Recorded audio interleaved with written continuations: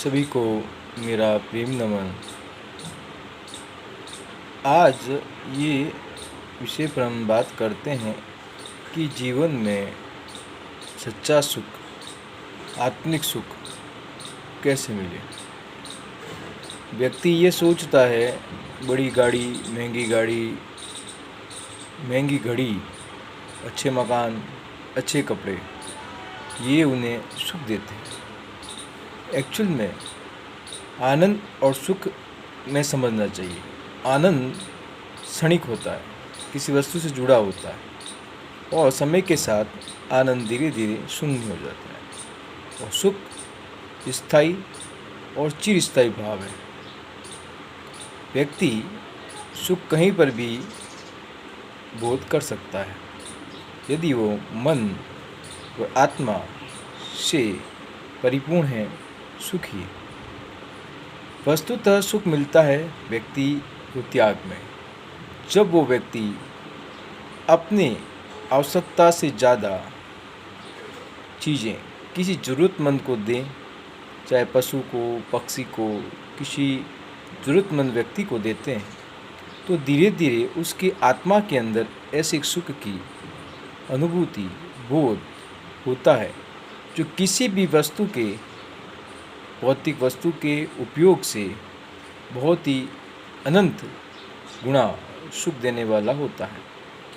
व्यक्ति को अपने जीवन में जो भी चीज़ें उपयोग में लाएं, संकल्प करें कि महीने में, सप्ताह में, बिना किसी पुण्य और पाप के भावना से परे होके किसी जीव, किसी जंतु या पौधे की आप निष्काम भाव से सेवा करें, उनके लिए कुछ करें। यदि कोई रोगी है तो उसके लिए उनको सहायता करें। यदि वो आर्थिक रूप से असमर्थ है, उनको दवा दिलाने में सहायता करें। कोई बच्चा पढ़ने में समर्थ नहीं है, आर्थिक रूप से कमज़ोर है, तो उनको पढ़ने में सहायता प्रदान करें। और इससे निष्काम भाव से कोई मन में जताना नहीं है, न किसी को बताना है। जितना हो सके आप करें। धीरे धीरे यदि आप निष्काम भाव से कुछ काम करते हैं तो चीज़ें जीवन में आपको एक सुख के रूप में परिणित मिलती है।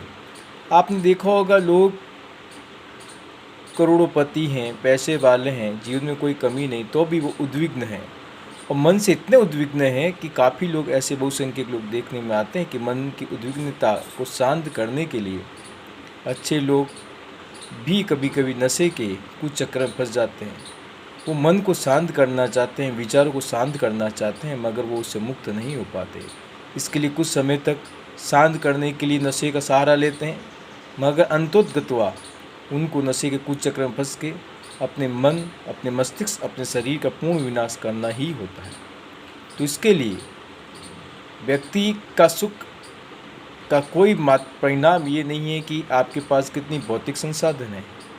आप कितना त्याग करते हैं किसी ज़रूरतमंद के लिए निष्काम भाव से, उतने ही रूप से जीवन में आपको सुख की अनुभूति होती रहेगी। लोग भ्रष्टाचार करते हैं, वो ये सोचते हैं भ्रष्टाचार करके, किसी का गला काट के, किसी को दबा के, किसी को कुचल के, किसी की ज़रूरत का फ़ायदा उठा के यदि वो व्यक्ति किसी प्रकार के जीवन में संसाधन ला रहा है, तो अंतोतगत्वा निश्चित मानिए जीवन में दुख को ही आमंत्रण है। वो दुख उसको तो निश्चित रूप से मिलेंगे ही मिलेंगे, उसके बाद में उसके आने वाली सतत पीढ़ी को भी मिलते रहेंगे। इसलिए लोग देखते सुनते होंगे, अरे मैं तो बहुत भक्ति करता हूँ, मैं तो बहुत पूजा करता हूँ, मगर उसके जीवन का एक पक्ष जो वो लोगों को बताता नहीं, वो केवल वो जानता है कि उसने वास्तव में जो पैसे, जो संसाधन भक्ति में लगाए, वो कितने शुद्ध थे। इसके लिए शुद्धता आवश्यक है। कोई व्यक्ति जीवन में किसी को भी बेवकूफ़ बना सकता है, मगर जो परम सत्ता है, परम ऊर्जा है, जो ये संसार एक नियम से चल रहा है, उस नियम के अधीन वो भी है, उस नियम को भंग वो भी नहीं कर सकता। तो उसी परिमाण मात्रा में उसको दुख और सुख की प्राप्ति होती है। इसके लिए सभी मित्रों, आपसे यही कहना है कि जीवन में आनंद और सुख के अंतर को समझें। जितना हो सके अपने हाथ बढ़ाएं, किसी को उठाने में, किसी का सहारा बनने में, किसी का संबल बनने में, आर्थिक रूप से, मानसिक रूप से और शारीरिक रूप से जहाँ पर भी हैं, तो आपका जीवन सुखमय हो जाएगा। आनंद। ओम शिव। सबका कल्याण हो।